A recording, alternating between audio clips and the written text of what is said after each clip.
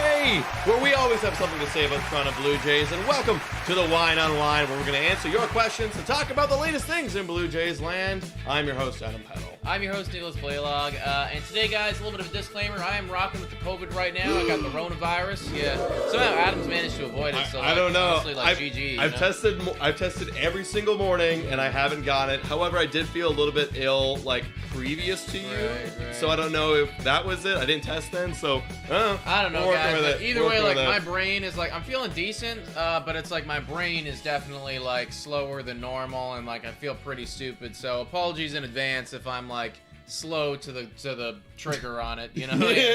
Already I'm tripping over things. That's all good, man. Anyways, I'm rocking the water tonight. What are you rocking for the wine and wine? I got a bottle of wine. I've got the double cab, and you know what? I tried a better wine the other week, and going back to the wine rack wines, it's not the same. It's not the same. No, it really isn't, dude. You kind of need to exclusively drink that, and then your taste buds are just used to it. Yeah, when you go to some elite wines, not as good. The wine you got me, compared to this, oh god. Yeah, I would imagine it knocks it out of the water other one's way for better. sure. Yeah. So, well, anyways, guys, that's what the boys are drinking tonight. Yeah. We're gonna have a caller call in at some point.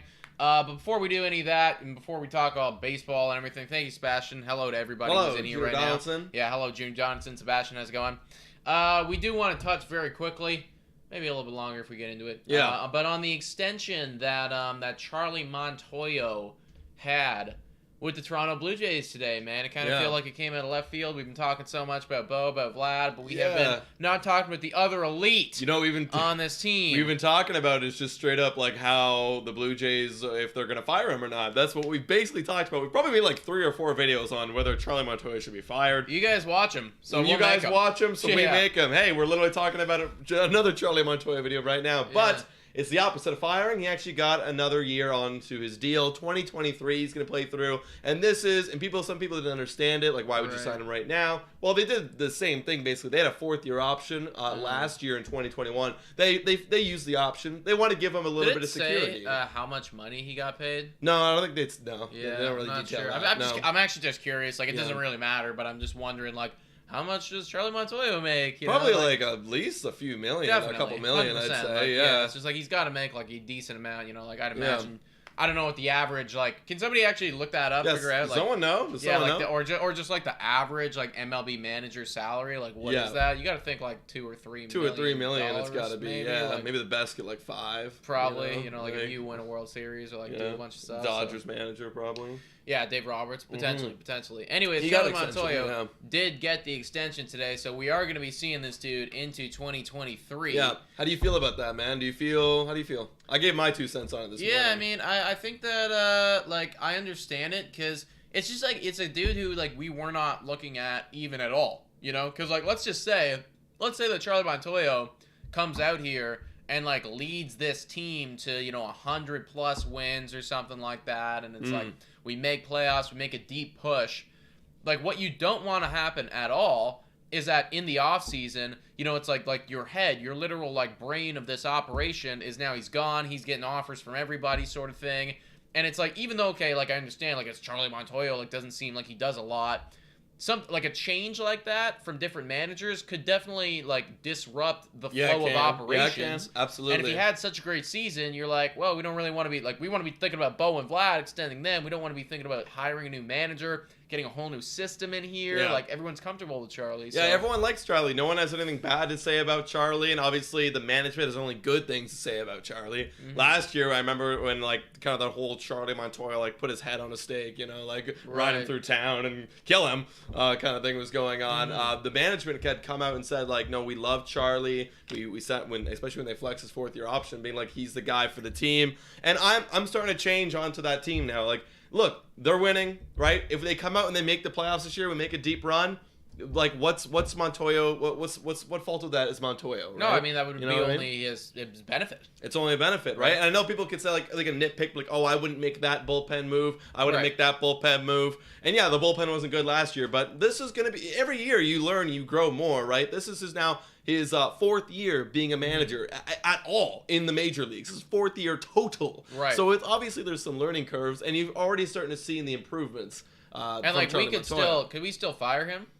Like, what would happen with that process? Like, I don't really understand the whole like managerial. Maybe you buy him out or something. I don't know either. You know, because it's just like if we like let's just say for instance, like opposite happens, like we win like 70 games, like we're sucking, bullpen management's bad, the players are getting angry at each other. We're pulling a full on like Mets sort of last year. You probably fire him. I mean, that's what happens, right? Yeah, I think that's what can happen, you could literally just fire him. So I think that at this point, like this deal, there's only stuff to gain basically. Because if he's really, really good, well, then we just have him for another year. Yeah. And if he's really, really bad, we just fire him.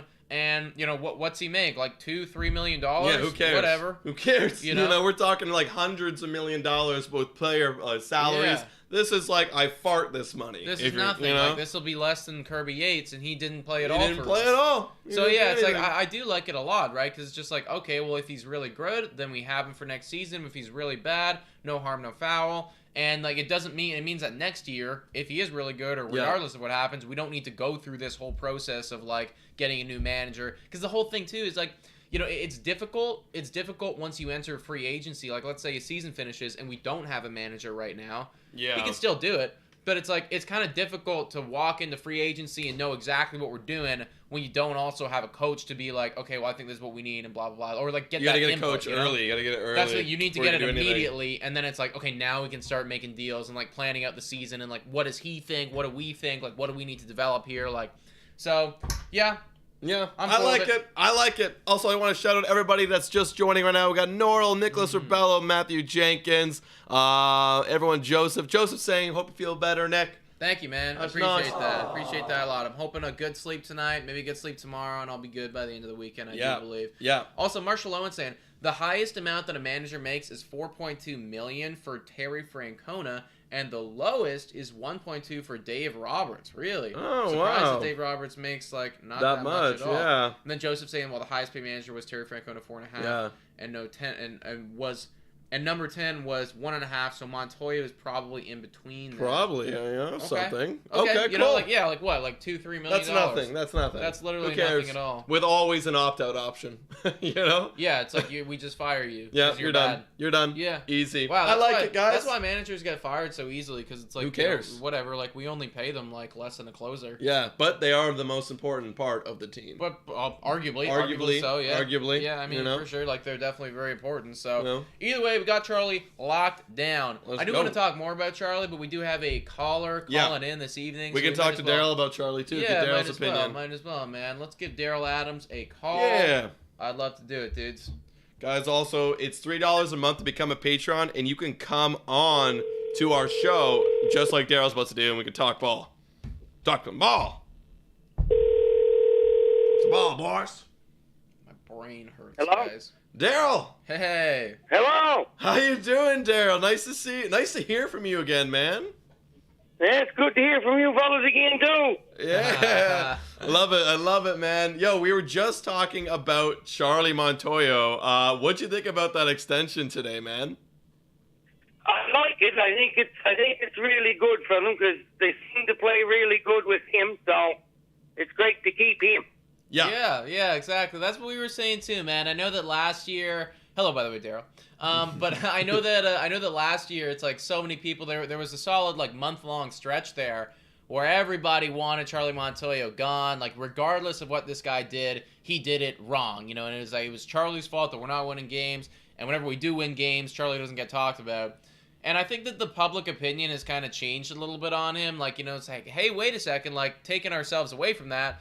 You know, this guy won 91 games last year, and like this was, I know he didn't do all of this, but like he definitely had some input probably in this off season about which guys he likes and which guys he thinks are important for the team and whatever. We had a pretty good off season. I don't want to completely discredit him where that's regarded, and the player progression has been good. So I'm pretty happy about it, Daryl. I'm pretty happy. I am too.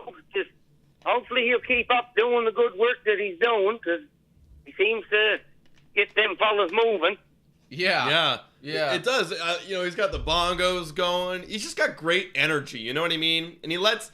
You know, he doesn't like. I feel like he doesn't like micromanage like the players. You know what I mean? Yeah, it's like I think more of he like gives them freedom for an sure. open door policy with my office. Come on in when you 100%. need some help. You know, and I like 100%, that. And I like that a lot. And Daryl, opening day's coming up soon. All right? Yeah. Of course you know that. I wanted to know what are your plans for opening day? Oh, I'd like to be watching you fellas. Oh, you're going to be watching yeah. us? Hey, let's go. We'll be here. We'll be doing this. Then we'll also be going live for the game as well. Yeah. And you can imagine that a lot of the beverages will be flowing during that time frame as well because the boys are pretty excited about it. Daryl, how do you feel about Jose Burrios being the opening day starter? I love it. I'd like to see them have Kirk there as his catcher, and they should just take Jansen and only put him in like just Ryu pitches, and that's it. Yes! Wow. Yes, Daryl! Finally, a supporter. Oh my gosh. We felt like for so long on the show, we made a clip, we cut a clip from a Wine on Wine, and we posted it. And a lot of people were like, no, Kirk needs to be traded. It's Jansen's guy. And I know like everyone's everyone owns their own opinion. Everyone can have their own opinion. Totally respect it all. But I was like, wow, is no one on the Kirk train with us? So that makes me happy, Daryl. Yeah. I mean, the thing is, you don't want to lose him because if you keep putting Jansen, you're going to end up losing him. And then if he starts playing really good, then you're stuck with Jansen. Yep. Yeah. Yep. Yeah, exactly. I totally agree. And I've been loving, I'd love to hear both of your opinions, but so far out of spring training, the few games that I have seen, I have been really appreciating what Alejandro Kirk has been doing. Me too. I'm not sure if you've been keeping up with the spring training at all, Daryl, but like Alejandro Kirk looks really nice. The at-bats are looking really good, and like the numbers don't lie. Like I think his average is something like 375 in spring training right now, so he's doing some good work over there. Yeah. Yeah, I've been watching him, and he's really smart at the plate. He's not swinging at crappy balls. He's waiting for his time to hit it. Yeah. Yeah, honestly, when I think about the Toronto Blue Jays on who has the best ABs, really, Kirk is up there. Like, Yeah. Vladdy's up there for me. Definitely. George is up there for me. But Kirk is up there. Bo's very different. Like, Bo has a different plate approach than most of the boys. Yeah. Like, he swings. He's just looking for a pitch to hit and hit it hard. And that totally works for Bo. But in terms of like quality, like we're not chasing, we're not whiffing, we're working counts. Kirk, honestly, it could be number one in my opinion. Totally. Yeah. I know a lot of them are saying that they'd like Conforto, but the thing is, I'd say he'll go to the Mets because I can't see anybody giving him a lot of money to play for 1 year. Yeah, I agree. I definitely agree too. I'm kind of shocked that he hasn't already signed, to be honest. But I guess maybe like there's a little bit of a vaccination status going on. I know that he's asked for a lot of money as well. So and maybe the Mets give it to him because I guess they've seen him work before and whatever. Daryl, since you have been paying attention to spring training so far, it sounds like, and you've been watching a little bit, is there anything that you've noticed, like anything that's like come out and surprised you, somebody that you're excited about, or maybe something that you're worried about? Like, I know, like, for instance, Teoscar Hernandez, I'm not necessarily worried, but, like, he has had some rough at-bats so far, whereas, like, the Lord, like, he looks amazing. Like, is there anything that you've been, like, any thoughts that you've had just watching spring training so far? I think Bird's playing pretty good. I can see him up in the team because he's really hitting her good. Dude, he is good. He's putting up, and he's putting up not necessarily like working at bats, but when he's putting the barrel on the ball, it's going in play and it's finding holes. And I'm liking it. We need lefties. Bird's a clear option. I would honestly bet money that Bird is going to make the opening day roster. Yeah, I think so.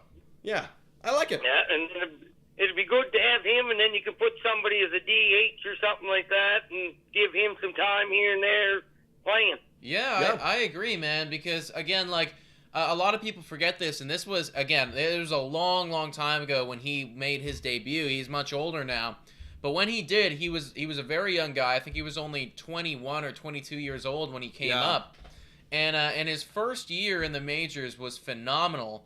And then he just got absolutely destroyed by injuries, like, as time went on. But he does have that upside, Daryl, of being a very solid bat. And we don't even need him to be all-star caliber. If he's just okay, being a lefty there and being able to give Vlad a day off every now and again, like that's kind of invaluable to me. Mm-hmm. Mm-hmm. Yeah, like I'm even surprised with Chapman. He's been playing really, really good. Oh man, Chapman fielding is so much fun to watch. It is It is so smooth. Like there was one ball. I said this last week actually on our Wine on Wine, but it was like way to his left. Usually a player would have to dive or make a really incredible play like on the run. Chapman he swooped over there and like nonchalantly threw it over the third, and like it was just impressive. What he could do, like a very tough play for anyone else of not his caliber, but seeing that he's a Gold Glove pretty much every year, it's like he can get it done. And he made it look easy. That's the thing. That's my favorite thing. When you can make Bo, when he's playing, you can tell he's trying really hard. He's working. He's overextending, and which is great. But like when you're that caliber of player, plays like that are just easy. They look so easy. Well, he's good. I think he's going to be just as good as Simeon. I agree. I think there's definitely a chance because Simeon, he was up there for the average at one point, then it kind of settled down, around 260-ish? Something like that. Around 260. I think Chapman, when healthy, if he has a breakout year, he's still a young guy. He can even, increase that batting average just a bit, maybe even get back to 250. Totally. With the power. Oh, yeah. There's Simeon's replacement. Daryl, I see somebody talking about this a little bit in the chat. And they're talking about how we traded for Tapia. We traded away Randall Grichuk. We got some speed. I know that happened a little while ago, but your thoughts on that deal for trading away Grichuk, getting Tapia in there, kind of replacing some home runs with a good base runner?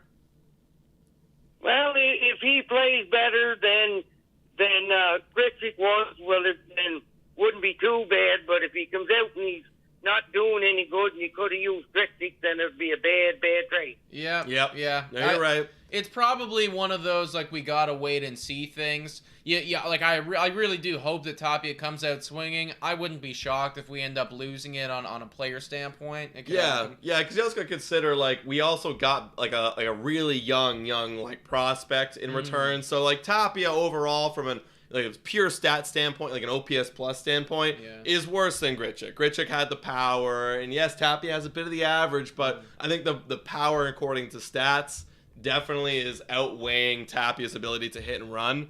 But with that being said, we don't know. Maybe that's the role that we needed coming off the bench, right? To be a guy who could just pinch hit and run, comes up, you can hit for a good average, and maybe we necessarily don't need all that power coming out of the 8-hole, and we just kind of want to add a little bit more speed, and according to StatCast, a bit more defense too. So maybe that's what he needs.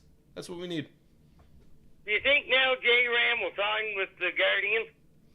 That's a good question. I still feel like there is an option for him to sign with the Guardians. But I also could see him being shipped in maybe a year from now. I feel like this isn't the year. I feel like there needs to be a bit more urgency on the end of the Guardians, because the Guardians have been asking for way too much to trade him. But I could see. I feel like if they don't get the right offer that they're looking for, they'll sign him. I think a lot of it too, Daryl, kind of depends on how those Cleveland Guardians come out this season. If they are so abysmally horrible, and it's abundantly clear to Jose Ramirez that he's the only player on that team, kind of like Trevor Story was with the Colorado Rockies, last season. If that's kind of what it is for Jose Ramirez, then I could totally see him requesting a trade, being like, all right, I want to be gone at this trade deadline. I want to go on a good team and make some money there, sort of thing. So, but I do think, if Cleveland's good, I could totally see him getting the extension, Yeah. Yeah, because they were talking, I think they were saying his agent or something was talking to the Guardians or something for an extension or something with him, that he wanted to stay with the Guardians. Do you know how much roughly they were talking about? He never really said, it was on Twitter there that he was talking, saying, but then he put LOL at the end of it. So. Okay. So hard to say what he's doing. Yeah. Oh, there's plan. It's plan. Well, it's too bad. Ketel Marte, the other guy that we were looking at, looks like it's not going to be happening, guys. Because obviously Ketel Marte gets his long-term deal with the Arizona Diamondbacks. So if we're getting anyone, it's going to need to be J-Ram. Yeah. I think what we should do right now is get some bullpen pitching. Yes. We've been on that train, Daryl. We've been on that train, we've buddy. been so distracted by the glorious like pieces of like Chapman and Kevin Gausman, and even for at one point Freddie Freeman. Right. But we forgot about what you and I were both saying, From pretty the very much, beginning. and honestly, probably 80-90% of Blue Jay fans were saying we're get more bullpen help, because that was clearly the issue still that was riding with us at the end of the year. And yeah, we got Yimmy, and Yimmy looked good in one inning of spring training. Did he pitch today? I'm not sure. I don't know. But like, yeah, he looked good. But like, yeah, like spring training, we can look at the numbers and say this is really good, but we can also look at the numbers and say this isn't enough, and we need to see it in actual live. How do you, baseball. Daryl? How do you feel about that? I think it's minor, but the Jordan Romano injury. Well, it's not good, but Not good. at least it's not too bad. At least it's not one of the main players. Yeah. Yeah. I think for me, this like the Jordan Romano injury, and I know it's minor and he should be good, within a week or so. Or I don't even know how long it is. Like, it's very small. Very small, yeah. But it kind of just like reminds you of the mortality that is this bullpen. If Jordan Romano, like if that injury on Jordan Romano was months long, I look at this team almost completely differently. Like, I look at our bullpen, and I'm like, oh my god, like Romano's the anchor. Romano's the anchor. Totally. It's just like, so that's why I think you're totally right, Daryl. It's like we need some more depth in there so that if worst case comes to worst, it's like Jordan Romano does have a long-term injury or something like that. Well, it doesn't mean we're losing so many more ball games than if we had him, right? See, the thing is with them too. See, if you get into the playoffs, you're gonna need them.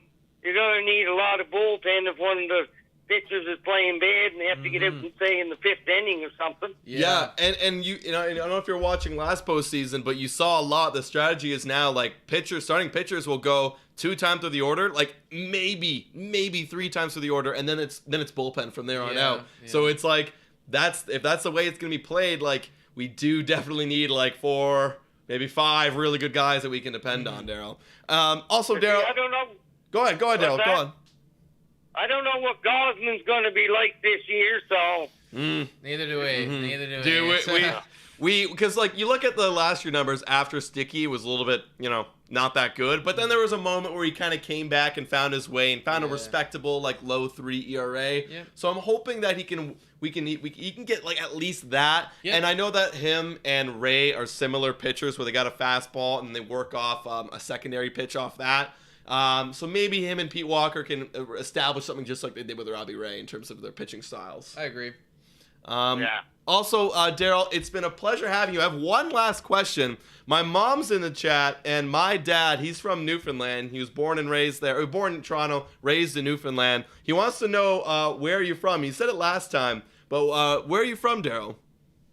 Prince Edward Island. Prince Edward Island, that's Prince right. Edward Island. There that's you go, right, guys. Yeah, we love having you on, Daryl. It's always such a pleasure talking to somebody out in PEI. It honestly means so much that you tuning into the show and you're a Patreon member, and you're gonna be in there for opening day as well. Like, we will definitely be looking forward to having you in the chat and just watching along, man. So thank you so much for your support. I'll enjoy it.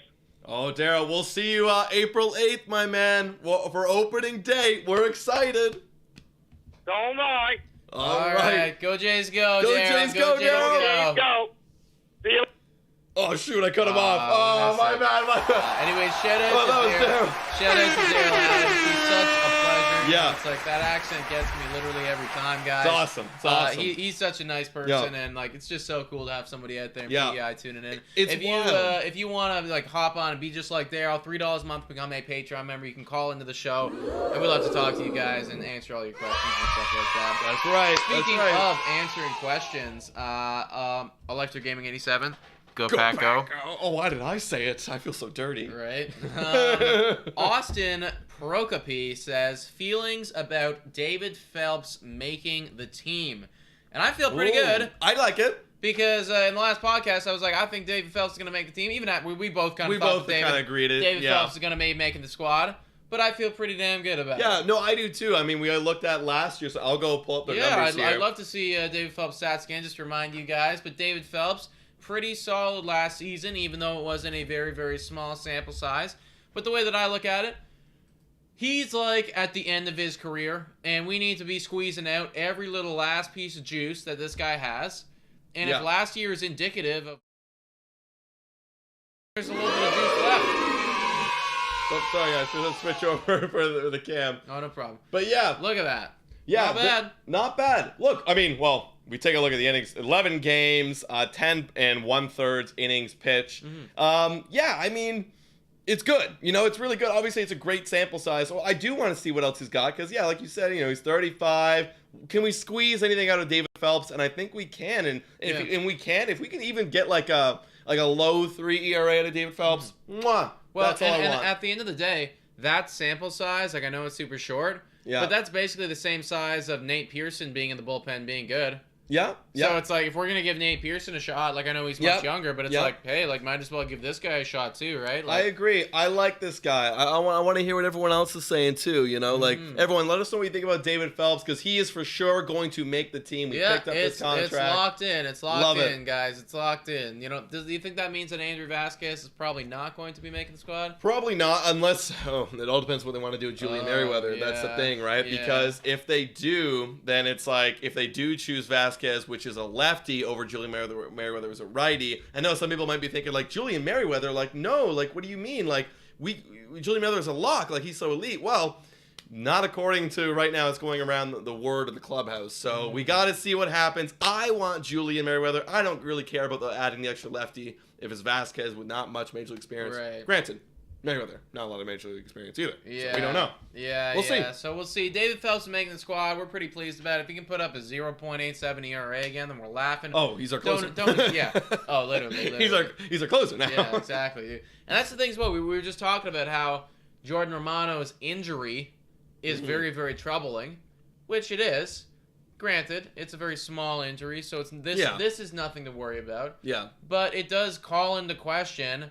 It's like it's just like a dirty reminder. It's like, oh crap, like we're that close from being pretty much a completely different ball club, in my opinion. You know? Yeah, I was a little bit afraid when I saw that news. Obviously, I read into it, and the injury is not as serious. He was supposed to actually pitch today. So let me just double. Did he pitch today, guys? I felt like we would have heard something, but it is, yeah, like you said, a reminder where, you know, if he does get injured, well, who's going to close for him now? Like, is it going to be Simber? Is it going to be Nate Pearson because he throws hard? I don't know. I don't think it can be Nate Pearson. I don't think it'll be Nate Pearson either. Yeah. I know some people were calling for it. Were you guys calling for that, eh? Some people were calling for it. I understand the argument that it's like, yes, he throws hard, guys. But at the end of the day, like, I don't know if I trust Nate Pearson in a No. A ninth inning situation. The pressure's getting to him, and like we all know Nate Pearson, like, and no disrespect to Nate Pearson or fans or family if you're watching, but just based looking on, you know, just watching the games, it doesn't look like you're that confident. Well, at the end of the day, like if we're not gonna trust you to start a game, how can we trust you to close a game? Yeah, exactly. How he can has we to be trust middle you to close a relief, game? man. You have to be middle relief because that's the least pressure scenario going in the 6th or 5th inning. It's like, okay, I'm here for a temporary bit. Yeah. Even if I mess up, my team can still come back. My team can still come back. Yeah. And it's also like, you know, usually I got like a few runs difference going on here, you know. So Oh, if we're already losing, who cares? If we're already losing, no problem, you know. Yeah. So it's like, like I don't want to be putting you into a save scenario where it's like if I screw up, like it's all on me. Like I'm the guy who lost us this ball game, you know. And update, he did not pitch today. He was supposed to, so it is you know, a little bit concerning. That's so not ideal. who would you put in that? I mean, I think that role? we just need to move everyone up a spot. Like I don't really see anyone who's glaringly obvious as being like the oh my gosh, like you're gonna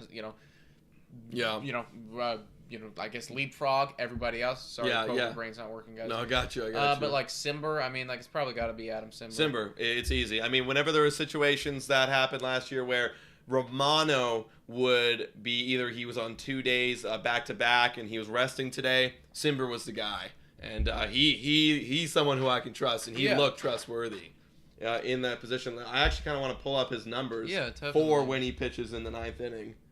They're really nice. Oh, yeah, because we can do splits to see him in the 9th, eh? Yeah, I'm pretty sure. Well, I mean, he was fucking elite last year regardless, you know? Yeah, look at that, guys. Amazing ERA, 2.26. And even his career, 3.33. It's like he's getting better. He's 31. And for pitchers, especially bullpen pitchers who come up later in their careers, That's pretty nice. Yeah, 100%. That is very, very good, you know? Mm-hmm. And that career as well, like, that's nice. Oh, absolutely. All right, let's take a looky here. Games and saves. Let's see, only pitched one Also, game. we will definitely be watching that afterwards, Junior Donaldson. Looks like the Raptors are starting right now. Ooh. Yeah. Okay, I'm looking here. Difficult to see, like, the 9th inning, eh? Yeah, 2 outs and little leadoff pitcher. Trying to figure out what Simber did in the freaking last in the 9th, guys. Oh, here we go.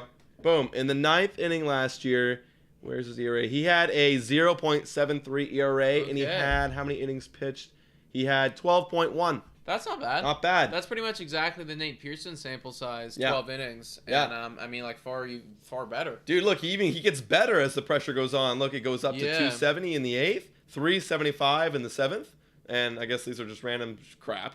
But look at that. Wow. Yeah. Amazing. Don't put him in the extra inning, though. Oh, God. He does not like that. No, he does not like that. He doesn't like that one bit, eh? Nope.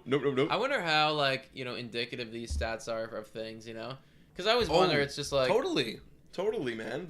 I think they are. They're pretty indicative. Yeah. But it's like, do you think that, like the 7th inning means that much to him over the 8th inning? Well, it depends. Like, baseball is all about, like, rhythm and timing and body and everything like that, and, like, how you prepare to go into a game. So, like, for example, I mean, you saw the videos of Joe Romano in the bullpen, like, he'd be in the 4th inning, like, walking around. Like, it's just, like, a mental body preparation thing. Right. Because he knows he's coming in the 9th.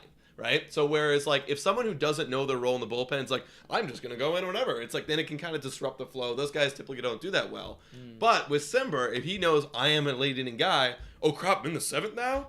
Okay. And now it's just a little bit of a disrupting flow. Could be, yeah, for sure. That's what they say. That's what the pitchers say, at least. Sebastian comes out here and says Yimi Garcia will be the next in line for saves. And can we take a quick look at what Yimi Garcia has to offer? I would love that. I always forget that we acquired this guy. Right? It's because he's always like, he's not, according to last year's stats, a top 5 bullpen guy that we have. No. You know, according to last year, right? Yeah. If we're just looking at numbers. Yes, Yimi has closed in the past. Right. We know this. But yeah, look at that. He did have 15 saves last year. 15 saves last year, but that was probably, actually all probably for Miami. And then when he got traded to Houston, for Miami, 347. Not bad. For a closer, maybe not the greatest, but not bad at all. But then traded Houston 548. But let's take a look at that 9th inning. Well, that's the thing. About. Maybe you can make the argument for, you know, I'm trying to play devil's advocate here. Yeah. You know, because he gets over to Houston. Obviously, he's not the guy anymore. You're right. So maybe he's used to being the guy, and like his rhythm is all fucky. Yeah, you're absolutely right, man. Like if we look down here, boom, last year 9th inning. Okay, I mean like decent. You know. Yeah, like, 323. Decent. Like it's not. I'm not gonna come out here and say that that's top tier. Yeah. But it's very clear that the 7th and the 8th, he's horrible. Yeah, he was not good, and that's the role he was probably put in when he got to Houston. Yeah. Because they had Kendall Graveman, and they had another guy too. I think it was Presley. Presley's in the bullpen. And I would be looking at him a lot differently had his season finished at a 323. Mm-hmm. You know, and again, I'm not saying that that's amazing by any standpoint. Like it's not. Yeah. But it's still solid. Hey, I mean, we put him in the 6th inning, he might do well. I think that's where he is right now. That's what he is. I think that's like what right he is, now guys. he's literally a 6th guy. But you have to tell him though. Like that's the thing. You gotta prepare all off season. When you go from the guy who has been the closer in Miami to the guy who's not, he's like not even anything, you know. I mean, look at perfect example. Craig Kimbrell was traded today. Big news, right? Going to the Dodgers. He was the guy. He was the alpha. He was the alpha. He has been the guy. And then he went in there and he was no longer the alpha. And exactly. And it's just like, oh shit, like I'm not the alpha anymore. Like Liam Hendricks is the alpha. Exactly. And what did he do when he get to Chicago? Horrible. Sucked. Horrible. All he did was suck. Horrible. I want to use this. I want to stay on this train a bit. Look at this. He was so bad. Look at this. Incredible closer last year. Gets to Chicago. Just awful. Like literally one of the worst. Like Brad handed it. He Brad handed it. Yeah, he Brad handed it. He Brad handed it pretty freaking hard. Yeah. But we're on to something, bro. Yeah, we're on to something right now. We're on to something. Pitchers do well when they know what role they're in. Right. You have to know and you have to understand what role you're in and prepare for it. Let's make sure that we're on to something. Boom, here. 9th inning, 0.99. Yeah. Boom, 8th, 4.42. Wow. 4.5. I'm at 2 innings, but still. But still. Very clearly, it was like, it's like he got rocked in the 8th inning. Yeah. He got rocked. And that's what his role was. because there was Liam Hendricks there. Yeah. And he dominates in the ninth. Yeah, whereas the ninth inning, the opponents have a 0.99 batting average. So you know what? Maybe that's what we got to do. We got to trade for guys who aren't closers. Yeah. We got to trade for guys who aren't closers. Your role, like look at Atlanta's bullpen. Their bullpen's so nice. They have a lot of guys who are specialists in not closing. Yes. They're setups and holds kind of guys. Yes, I agree. And this trade, because the trade went down today, guys, right? Where Craig Kimbrell goes to the Dodgers for AJ Pollock, yeah. and that makes so much sense for the Dodgers because they lost their closer. Mm-hmm. So Craig Kimbrell's going to come in and be the closer. And that means that somebody like Blake Trinan, you know, can stay the setup. He's the setup guy. Yep. Because he's one of the best setup guys in all of baseball. Great eighth guy. Yeah. But now he gets to stay as the setup guy. He's going to be elite in that setup role. And now Craig Kimbrell can come and be the alpha again on a dominant team that's going to need saves. Dude, the Dodgers know. Dude, they knew. They looked at that 0.99. It's like, holy shit. Let's just acquire that. I wish we could have said this earlier, and then when it happened, they were like, yeah, see, they listen to us. Yeah. Yeah, 100%. We just discovered this now. Yeah. Dan goes, yes, boys, you're on to it. What's up, dude? What's up? Yes, dude, I got to piss so bad. Guys, I've drank like about 6 liters of water today just to flush the COVID out of me. Yeah. So I got to go piss right now. We'll be back. I got a 750 milliliter bottle of wine to flush the work out of me. Also, my mom's in here saying this, but shout out to Austin Matthews for getting goal number 50 yesterday. That's really dope. He is now 4 goals away from tying the franchise record for goals, 5 away from obviously breaking it. So that's super cool to see the Leafs doing it. Also, guys, if you haven't already, please make sure to like this stream. We're at 34 likes. Can we get to 50 by the end of it? We got a nice core of you in. I feel like we're in a little lull period in terms of viewership because we're all anticipating the baseball next week, opening day, April 8th. So please, if you haven't already, drop a like and subscribe if you are new. Amen, brother. You and me both. That's right. That's right, Sebastian. That's right, baby. Also, what's everyone drinking? I saw it earlier in the chat. Some people were drinking wine. Some people were drinking like beer or vodka or something. Someone say it in the chat. Someone say it in the chat. Read my top comment, Adam. Say hi to my brother. I'm gonna mispronounce the name. I already know it, but if I get it, kudos to me. Satrugana. No, that can't be right. Satrugana. Well, hello, Junior Donaldson's brother. He is also the same birthday as Bautista. Let's go. And guys, Nick is back. If you have... That's such a good piss. Oh, yeah, was it long and lengthy? Yeah, it was nice. If you have any questions, guys, put them in the chat. Capital letters. You know how it works. It's the wine unwind. We're chilling on a Friday. Hey, Dan, ask the chat who you should draft first overall tonight. I'd be curious to know. Give them the options. These guys know what they're talking about. Yeah. Also, Junior Johnson was trying to troll me the other day, bro. Was he? What was he saying? Yeah, I was in the chat as myself, but I was at work. And he was like, "Oh, like Nick is sus. Like he thought somebody was me." Oh, was it really? Yeah. He thought somebody was me. Like I was in the like premiere of something. Right. And he thought somebody was me. No. And I was like, no, like it's that's me. Nick. And then he was like, "Where am I from?" And I was like, and it happened right at the end, and I was trying to remember. Junie Johnson's from England, is he not? I think so, yeah. Remember, or you're from England, but I think you live in the States now, don't you, or something? Yeah, I don't know. So I want to answer Kyle's thing, but then I also want to answer Sebastian's thing. Yeah. Have you guys already talked about the DeGrom injury so far? We haven't, bro. No, that's shit. Oh my gosh. Okay, I gotta pull it up now because I was actually walking to get my wine when it was coming out and shit. That's too bad, dude. It basically means like you will not win Cy Young this year. No. It's like you're just not going to. And you know what? From like a DeGrom perspective, from like a pure playery, I saw red injury. From a pure player perspective, I feel bad. He's gonna miss significant time. Yeah. And this is one of these things too, where it says, okay, he's gonna be shut down for 4 weeks. Then he's gonna start pitching again. Then it's like so it's like you got to add on another like probably like 3 to 4 weeks. Yeah, like 2 to 3 to 4 weeks onto that. Yep. So he might not pitch again until like end of May. Yeah, end of May, early June. And then you also got to factor in. Well, I know he's Jacob deGrom, but like this is a pretty fucking serious injury. Yeah. One of those ones where it's like if you rush back even a little bit, it will aggravate itself. It will be that way for the entire season. Like, this is literally one of those things where it's like your entire season could be shot just because it's like it happened at the worst possible time. Dude, this is huge for the Mets too. The Mets I would have regarded as having the best starting pitching in baseball. Yeah. Top 3 in my opinion. But now, if you're missing Jacob deGrom, yeah, they might get him in the second half, which is totally cool. But just starting, if he does linger with injury all season long and he's not up to par, okay, now your rotation is Max Scherzer, Carlos Correa, Taijuan Walker, and Chris Bassett, which is still really good.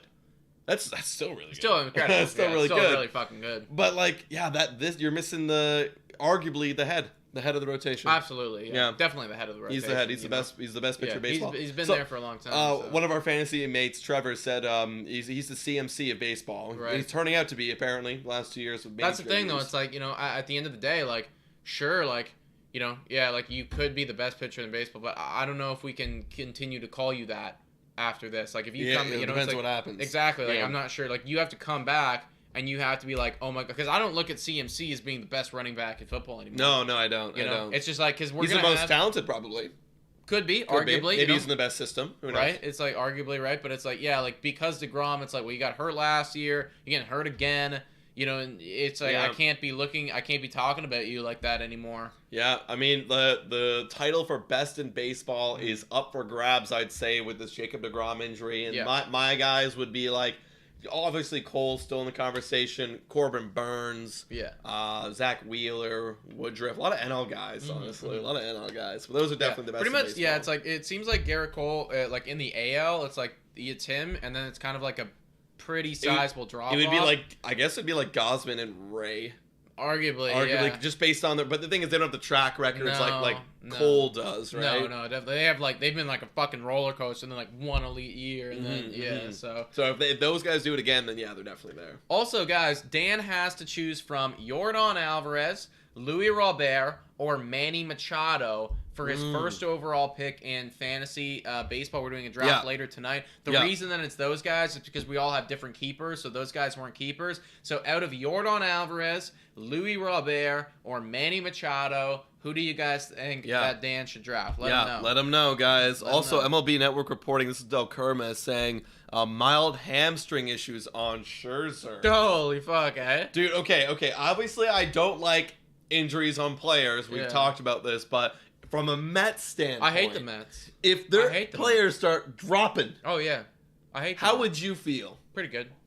Honestly, I'd feel pretty good too. Yeah, I mean, like at the end of the day, like I've been watching Formula One Drive to Survive a lot, and it's like a big thing in that is like having cars retire, which is a nice way of saying like they crashed and they're out. Yeah, and they come out and other people say it's like, well, like I definitely don't want to wish on a crash on anybody. I don't want anybody to get hurt, but it's like from a sports standpoint, like if I'm in 10th place and 9 people retire, I win the race. Yeah. You know, it's just like, well, you put it that way, it's like, okay, like, let's go, guys. Like, let's start retiring, right? Dude, sometimes sports is about, like, attrition, man. Like, you don't want to overwork yourself to ruin your car. You don't want to exceed your limits. I don't watch Drive to Survive, but you don't want to crash. And you want to be cautious because if you're right there and there's people crashing ahead of you, you could be the best at your position. Yeah, absolutely, right? Like, DeGrom's a fucking Ferrari right here. Like, he's a supercar, or actually, I guess in the terms of this, like, maybe a Red Bull or Mercedes. But, like, it's like, very good, like, very elite, right? So, like, either way, like, he's got to get it going. Oh, we're saying Nick Peace and Jordan, Junior Donaldson, Jordan. Looks like 2 people are saying Jordan right now, Danny. Jordan. Hey, and let me tell a quick story. We've been doing this for about 3 years as Fantasy League. It's a keeper league. That's why those guys are the ones up there. Yeah. But Jordan was a guy that Dan was super high on his first league. Dan doesn't know much about baseball, but he knows Jordan Alvarez, so I think you should take him, honestly. I think you should take him just because it's like I feel connected to him if I was you. Yeah. And he's not that far off from the first play. Like, he could very easily be the best guy on the board. It's 100%. Not. Yeah, it's not far off from. All those guys in that round have an option to become like top 5 in baseball. Yeah, a lot of them. Like Luis Robert. Like if you like, I know that you don't know baseball stats. Can we just pull up his stats? Yeah. Dan, you're here, so let's just like talk about. Dan, we'll help you out right now, buddy. Everybody too, because if you're in fantasy baseball. Yeah. Like, Louis Robert is one of those guys who, if Dan's not in the chat right now, I'm going to be pissed. Dude. Oh Dan, my God, say something in the chat. Oh, there he is. Yeah, Oh, there he is. There he is. Okay. Dan, this is one of these guys. So look at these numbers. Now, I know that this doesn't mean a whole lot to you, man. But last year, look at what he did last year, that slash line. Woo, when he was healthy. 338, a 378 on base, a 567 slugging, good for a 946 OPS. Woo. Now that that's like fucking amazing. Comparison, numbers. that's like Bryce Harper Like every over his year, career. but even better. Yeah, it's like, even better. It's just like that's like very, very good levels of stuff. Like if he did that slash over like the whole year, you could be MVP. Yeah. You know, like with a 338 batting average, like that's what stands out to me, dude. 338 batting average. And that's stupid. Yordan Alvarez. Yeah, Yordan Alvarez. Now, Yordan Alvarez, don't discount Yordan Alvarez. Here's the thing. Look, I know it looks like it's going down, but it's not. He's gaining more experience. The batting average is actually going up. Yeah. And here's the thing. He's not injury concerned. No. Right? There's no injury concern with Yordan Alvarez. I'm good with Yordan. He's pretty safe. You could pretty much bet he's going to hit like a minimum, like a high 800 OPS. At the ceiling, he can go back to 2020. You know, in the 2-year sample size. Right. I mean, actually, it looks like he was hurt in 2020 a little bit. But he was. I'm not concerned. I'm not concerned about Yordan being hurt. And remember when he came up? This is when Dan fell in love with him. He could easily do that again. Yeah, for real, dude. It's like that's the thing. Louis Robert comes with more risk, maybe higher reward. Yeah. But Yordan's reward is still like I don't think we've seen the best out of Yordan Alvarez yet. Like I could totally see this guy being like 40 home runs one year and just like being in that MVP conversation. Dan, if you don't get him, I'll get him. Yeah, I mean, I do like Yordan Alvarez. Like if he falls to me, I might have to take him. Yeah. So, we're talking him up now. Yeah, for real. If you guys have any questions, then definitely ask us, man. Because we got to update our question box because they're all old. I feel like now that the season's back, we can do that with the season starting and everything. Right. So I pulled the chat right here a little while ago, and I guess maybe this is a good transition to talk to you about it, Adam. Yeah. But 74% of you think that Charlie Montoyo will eventually, and I didn't give a timeline on this, I just said, will Charlie Montoyo ever win a World Series? Oh, yeah. And 74% of you think that the answer is yes. 74% of you think that the answer is yes, that Charlie Montoyo will at some point in his managerial career, because his playing career is over, win a World Series. I agree. Do you think that there's a 74% chance that Charlie Montoyo wins a World Series? Maybe, but here's the thing. Here's what I can see Charlie Montoyo's career of being a manager looking like, right? I think that he is the perfect young manager, young team manager. Why?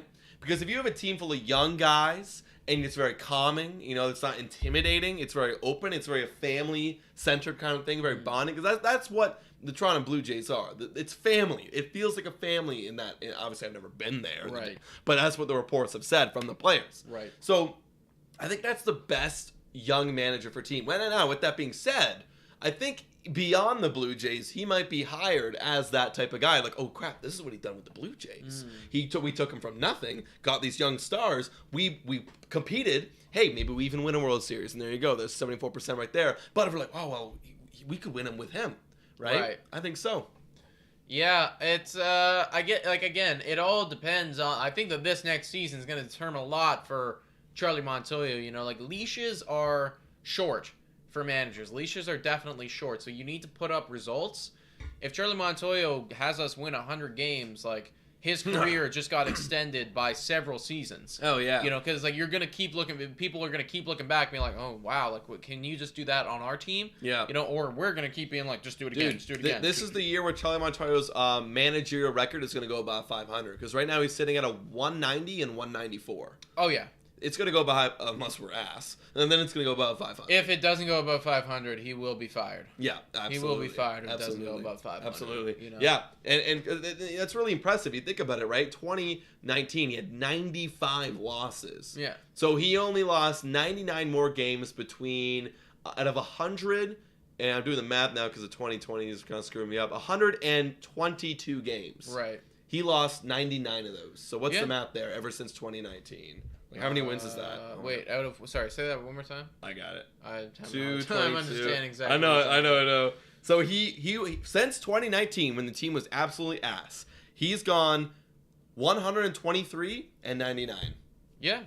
Yeah. You know, like, that's pretty good. Not bad considering the guys, like, you know, and in 2020 too, like, who was on our team, like, you know, we 2020 we didn't have any pitching, but we still really. made it work. Still made it work. You know, and they obviously last year we were pretty decently solid, right? But that's the thing, like, you can only squeeze so much out of a rock. Yeah. And, like, that's what I saw, like, Randall Grichuk at. You know, like, I love how everything comes around to Randall Grichuk. Well, but he's gone now, right? He's gone now. And, like, at the end of the day, like, were we ever, like, you know, could I maybe the best manager of all time ever can turn Randall Grichuk into an all-star. Yeah. Maybe. Well, the Rockies. Maybe. We'll see. Rockies might. The whole team, not even the manager. The air pressure might. The air pressure and the playing time. And the playing time might. Yeah, exactly. I don't know if the manager... Yeah, do you think that the Colorado Rockies manager is going to do it? Who is the Colorado Rockies manager? He's an asshole, dude. I don't even know who he is. Everybody hates this guy. Like...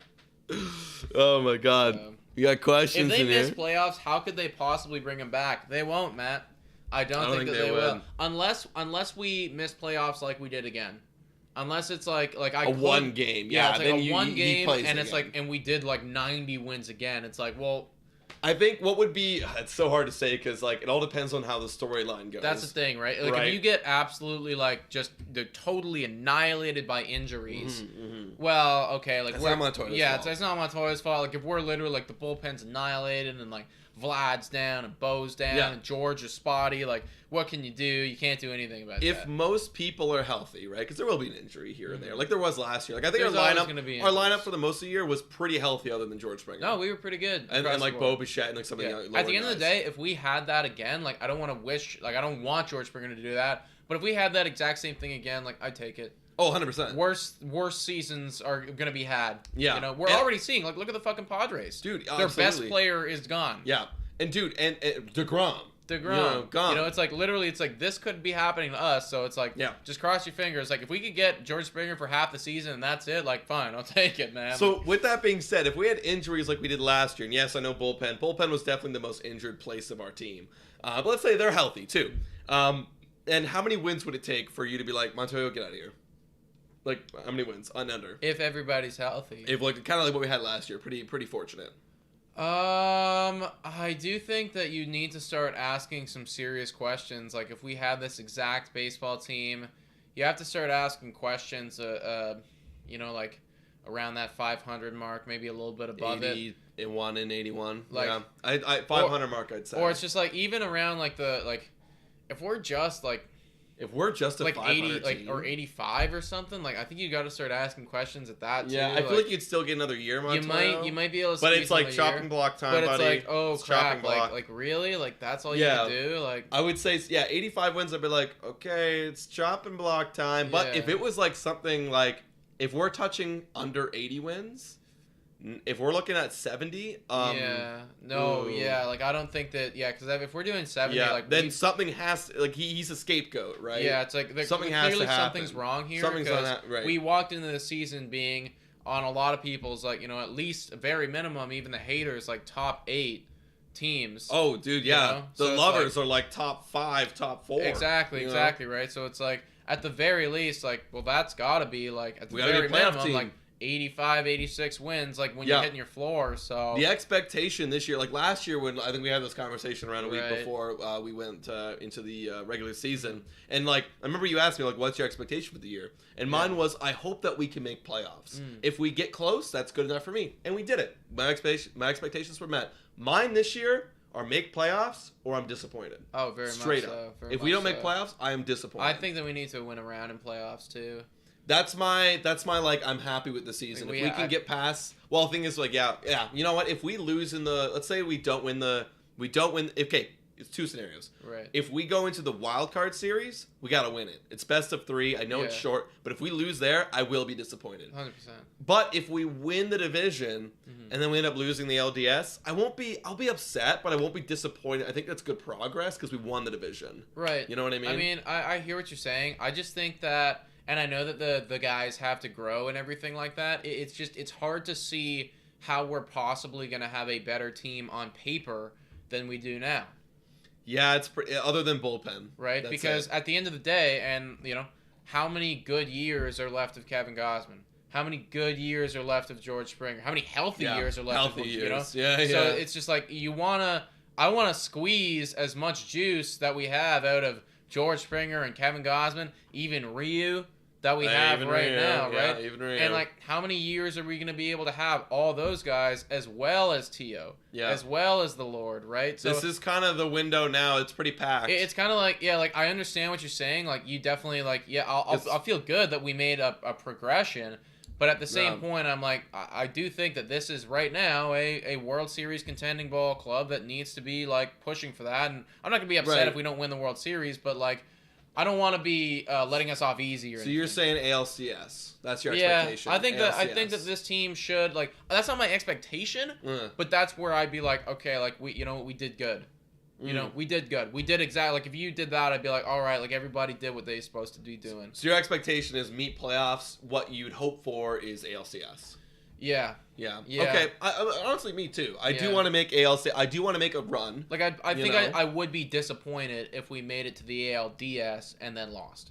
I'd be like upset. I'd be upset. Oh, shit. Like we really got to make that next jump next year. That'd be it. And if the next year we go to ALDS and lose again, now it's starting to go down for me. Right. It's starting to go down because like our expectations are high, and like obviously I think it'd be pretty silly of me to be like, oh, World Series or bust, because if anyone's saying that, like you really got to lower the expectations a little bit because we did not make playoffs last year. We have a total of like 2 playoff games between the core. George Springer's won a World Series. There are guys on the team who've been in the playoffs. Ryu, Stripling with the Dodgers, right? There are guys like that. Yimi Garcia with the Astros, but the core has not seen a lot of playoff time. Right? And those are the guys that are going to carry us there. Yeah. So for sure. There will come a time though where it's World Series or bust. There's always going to be a time for that, and it sucks. It's going to be a time, and it's not this year.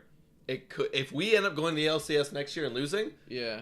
Now I'm thinking it's World Series and especially time. it also depends too, like what the off-season conversations are, right? Yeah. If the off-season conversations are like Tio's gonna be gone after this year, like I guess Ryu, like maybe Rio bounces back, but he's gonna be gone next year. Yeah. There's no talks of ladder bow extensions. It's it's like weird. Yeah. Like, the narrative starts to be like, oh shit, it's now. George Springer was good last year, but he wasn't amazing. No. It's like okay, like guys, like let's let's make it happen, sort of thing. Yeah. I know that we're gonna finish this at 7:30. Yeah. We have because like you guys have heard, we have a fantasy draft in a little bit. Also, my voice is getting shot. But I saw that Mantis asked earlier, or Alana asked a question for them, basically saying like, how much does a manager make a difference in today's baseball? Like, how much does a manager differ in today's baseball? I think a manager can have a big impact. I mean, because you see the way the Tampa Bay Rays run their team. Right. That is all management, right? They can make a huge impact. Honestly, Detroit Tigers with AJ Hinch. When I got to watch the Tigers stream, and they were talking about the moves that AJ Hinch wanted for the team, like bringing in a veteran catcher, like a no-name, but he's a veteran who knows how to catch his staff. That's what's going to make your pitchers better. And he does have a lot of young pitchers who have upside, so you kind of want to get them accustomed. So you bring in Baez, you bring in these young guys, you give them the opportunity. Like I think that bringing in a good manager does have an impact on the team. Absolutely, and it's a whole morale. You're with this dude every single fucking day. Sorry for my language. You're with this dude every day, right? So if I hated my manager, I don't know if I'm going to play good baseball. And that's the thing. It's also like I think that a lot of us see Charlie Montoyo doing one of these and the dugout during the games, and we think, okay, well, what the hell does this guy do? But it's like all the stuff that we don't get to witness, right? It's everything around it. It's the phone calls that he's making to everybody, making sure that the operation runs smoothly. It's the relationships that he has with everybody, making sure that those are good. It's the development as well. And I know that he's not 100% responsible for all of this, but we do need to give him some credit in the sense that Bo and Vlad are panning out pretty much exactly how we want them to pan out. Yep. It's like, because you look at some other teams, right, well, you ruin their development. Yeah. You have not ruined their development at they all. are hitting their you are freaking ceilings you are hitting right now. exactly the potential that we thought, Yeah. right? It's like Alec Manoah, like look at that development. He's hitting it. Pretty much everyone except maybe Nate Pearson and Biggio, and they're to do with injuries. Yeah. Are hitting their potential. And here's the thing. What I like about Charlie Montoyo, he lets the system work for itself, right? Mm-hmm. You have player development for a reason, who's to tell these players this is what you have to do to get to the big leagues, and this is what you have to do when you're in the big leagues. Right. So then when they get to the big leagues, Charlie Montoya ain't trying to change that. Mm-hmm. He's like, do exactly what you've been told to do. Yeah. Right? He knows the system. He's been up through the Tampa Bay Rays system. Yeah. Who is great. Who's known for great managers, right? Mm-hmm. And now that we have him, he knows exactly what to do. He knows exactly what to do. and Yeah, how to call a exactly. game. Like I think that it's it's definitely. It's different when you watch a football game and you see the coach on the sideline calling the plays and stuff. Charlie Montoya doesn't have the impact on the game like they do. That's obviously very, very different. But there is another element of baseball where he has a lot of impact on the game that we just don't witness, Yeah, there's different things too, like, because obviously think about, like, the whole, you can make an argument like, oh, there's Pete Walker who handles the pitchers, Mm-hmm. there's the infield coach who handles the infield alignment, the outfield coach who handles the outfield alignment. Well, guess what? They're all in a room talking before that even happens. Like, okay, what's our game plan against these guys? Yep. And Charlie Montoyo is like the director of that operation. They'll come with ideas. He agrees upon them. Like, that's what we're going to do. That's the thing. And that's how it's done. Like, he's the director. He's the director. It's like Pete Walker will come in with ideas, and then Charlie Montoya has the final say and be like, okay, no, actually, I do think that we need to work on the fastball inside. That should be his main focus, or whatever the fuck. Whatever they're talking about, in whatever situation. And that's the thing. Like, Pete Walker can be the director of cinematography, and it's like, and it's like Yeah. we're doing very film references here, but everyone has a role. But the director's role is to oversee the operation of the whole set, and that's what he does. Yeah, and he does it well. Different. Either way, guys, I guess the moral of this entire stream was we're pretty pleased with the extension. It can only be good for us. And I will also say, final thought on all of this is that along with the players and everything, I've noticed a increase in Montoya's ability. I think I've been gaining more trust with him and his decisions and whatever as time goes on. And I think that, you don't step in. It's not just a given skill, but he is growing with the players as well. And if he had statistics, his batting average and his on base and his OPS would probably be rising throughout the seasons as well. Hell yeah. Maybe he has his best year ever this year. Who knows? Hell yeah, absolutely, man. Guys, thank you so much for tuning in today. Thank you for everyone who always comes in every single Friday. We love you guys. Next week is a big week for baseball. Opening day next Friday. We're gonna be doing a Wine on Wine pre-show. I don't know when we're gonna go live. We can even go live an hour or two before. Yeah, who cares? we'll see what's going on. We'll see what's going on, and then obviously right after we're gonna be going live for the live play-by-play. Yeah. And get pretty loaded. So we hope to see you guys there. It's gonna be good, guys. Yeah, thanks so much for tuning in. Comment down below on this thing how your thoughts about the Charlie Montoya thing. We'll try to reply to as many as possible. Thanks so much for watching. And go Jays!